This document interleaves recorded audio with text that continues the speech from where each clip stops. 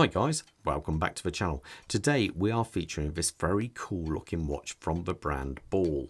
Now, it does have a bit of a strange name though. It's for Ball Roadmaster Marine GMT limited edition. Marine and Roadmaster, who knows? But yeah, nonetheless, it's very cool. It is they do say it's a new model, but it's actually, the model it's based on has been out for I think about 4 years. It's available in a few different dial variations, including meteorite dial, which looks absolutely superb. Either way, I do quite like this watch. I think it does look the part. It's a limited edition and there's only 1,000 of these worldwide. It's definitely got the signature Ball look with the gas tubes and so forth. But one thing you may not be aware, it's actually a titanium model. So even though it looks a big, heavy watch, it's only coming in at 160 grams on its full bracelet here. So quite surprising. But anyway, before I get too far into this review, I've got to say a massive thank you to the team over at First Class Watches of Kenilworth for allowing me to review this piece. Lots of cool, interesting brands. Many you may know, but I guarantee there'll be some you don't. So if you're in the Midlands area, I'd strongly recommend popping into a shop. If you're a little bit further afield, don't worry, I'll leave a link in the description and at the bottom of the page now. All I ask, if you do contact them, please mention the channel. So let's get sizes out the way. The case size is coming in at 40mm, but the bezel is coming in at 41.5. That enables you to grasp it a little bit easier. The thickness of the watch is 14.7mm. The lug to lug, now this is where I have a bit of a gripe because they're saying it's 47.8. But they don't include these end links here. They include just the case, as you can see there. So, but I'm sorry, you've got to include the end links because that is the longest point of the watch. And then it comes in at a whopping 52.4mm. The bracelet size on this is 20mm. Now the dial itself, there's a lot going on, but it is kind of quite interesting and cool. We have this black background here. We do have a Ball signature bit going on up here, which is maybe a little bit busy. You get the GMT chronometer, but a bit more about that later, and the Swiss made down the bottom. We do have a day-date complication here, and the day-date complication is the whole reason why we have these two extra pushers going on. This, the day-date is actually bilingual, so you've got French and English there as well. Obviously, we have the signature gas tubes going on here. I believe there is something like 28 gas tubes on these. And what those tubes enable is they are basically, dare I say it, slightly radioactive and so give off a glow without the need for any external light sources. So this watch will glow all the time, probably lasts for between, I think it's 12 and 20 years. I can't remember exactly. So where normal watches glow with supernova or so forth, they require the UV light from an external source, which it basically slowly gives back in the form of a glowing paint. But this watch here will glow anyway. There is superluminova on the outside of the bezel, and when this thing glows, it really does glow. It does look very impressive, it has to be said. Not only is these gas tubes on the actual dial, but as you can see here, even on those polished hands, including the little GMT hand where it has a small one there, it does look very cool. I even like the fact we've got blue second hand, which just looks completely random and kind of cool. So anyway, let's talk why we have these two pushers and why, when I first unwrapped the watch, I was greeted with this warning symbol, talking, you know, don't press both quickset buttons, QSBs simultaneously while using one QSB. The other should be locked in position, and both QSBs should be locked in position while adjusting the crown. Oof, I was actually quite scared on using this one. So what it basically means, these buttons here. Now on a normal GMT, like we've got in the background here, you advance the GMT hand with the crown in its second position. You rotate it one way, adjust the date, and the other way, adjust the actual GMT hand. But being this watch has got a day window as well, when you rotate it, if I unscrew the crown, it is a screw down crown, it does feature 300 meters of water resistance. So that's hand wind, position 1. If I turn it clockwise, the date advances. If I turn it counterclockwise, the day window advances. Now if I screw that back down, so that means how to adjust the GMT hand. So what you have to do, these are actually locked in position. Now if I turn that, it basically releases.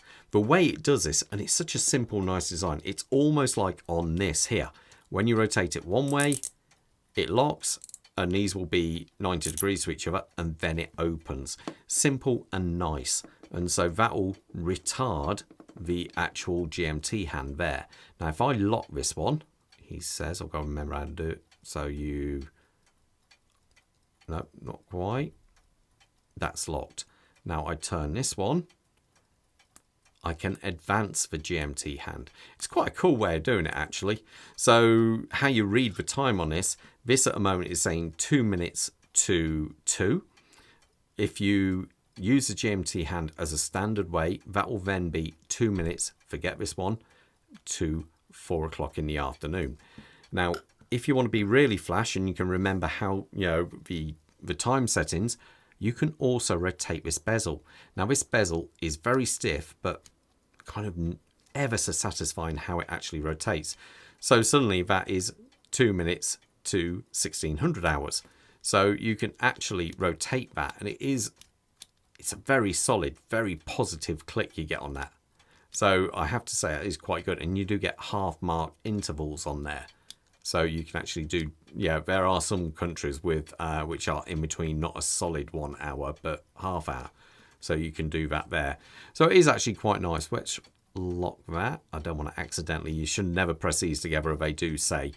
Basically what it is, the standard watch features a normal movement, and then they bolt on this piggyback movement to actual module to operate the crown. It's quite cool actually. I think the company Patrick Labs actually make this part. It's quite, yeah, quite interesting.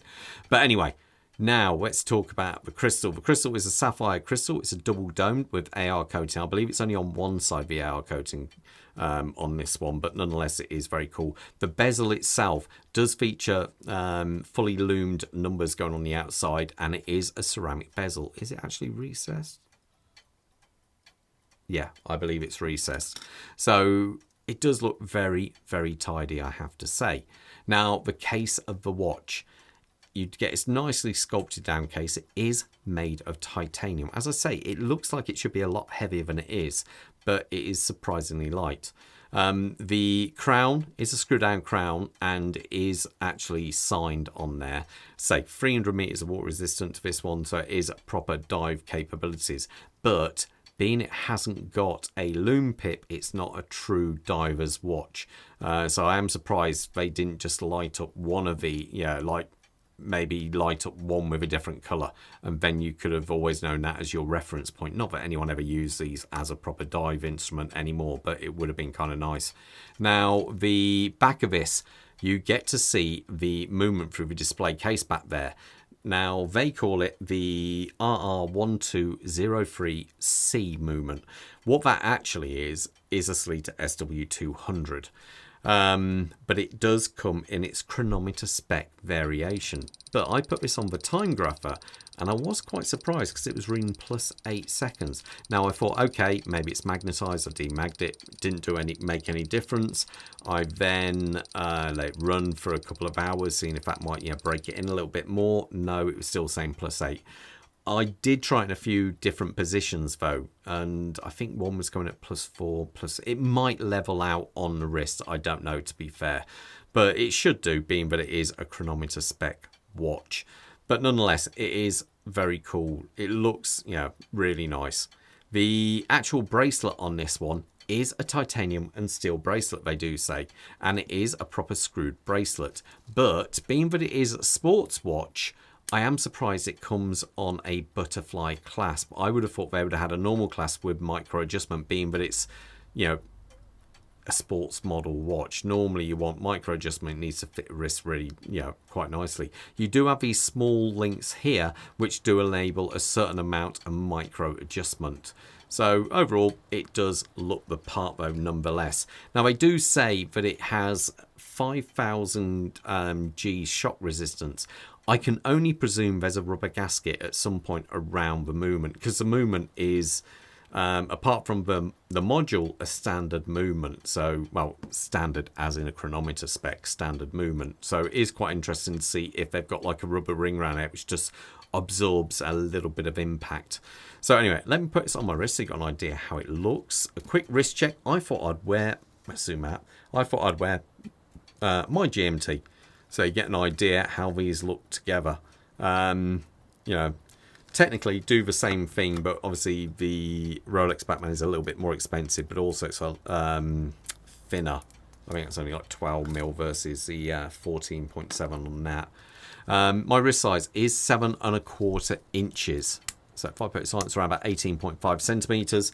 You don't get an awful amount of bracelet. I would have thought you'd have got more bracelet than what you see there, but nonetheless, I dare say if you've got whopping great big wrists, you probably can order extra links. It does look pretty cool. There's no getting around it. It is a very cool looking watch. The lug to lug is a little bit long, so if you've got smaller wrists, I'm not quite sure how you'll fare there. One thing I should point out, obviously Bob has got the Larco Frankfurt Special Edition there. Overall, I think it's still a very nice looking watch. Let me know in the comments what you guys think of this one, but most importantly, you all stay safe up there, and I'll see you at the next review. Take care. Bye.